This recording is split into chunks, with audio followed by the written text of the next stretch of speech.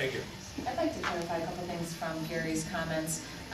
You know, the Joint Review Board is mandated by the state. What isn't mandated is when you actually start that process. So what would have occurred under my leadership is that I would have spent the time ahead of time getting the buy-in and the feedback from not only the residents, but the taxing bodies and anyone else, the existing business owners that would be impacted by it. So I would have solicited all of that feedback and brought that in and worked through that project with the board to understand what are the requirements and where do we stand and how can we modify it. And I would have done all of that pre-work ahead of time, whether it took 3 months or whether it took 9 months, to make sure that there was a lot of buy-in and everyone understood what the main goal was prior to jumping into the mandated legal portion, which included the Joint Review Board.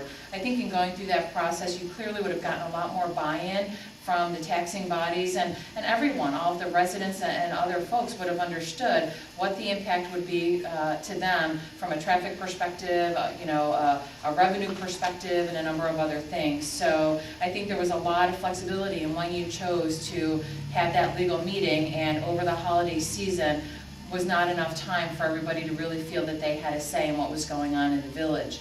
And in addition, I'd like to address the other comment that Gary made regarding Zion, and that is a great success story for a TIF. But the key point there is that it was a redevelopment.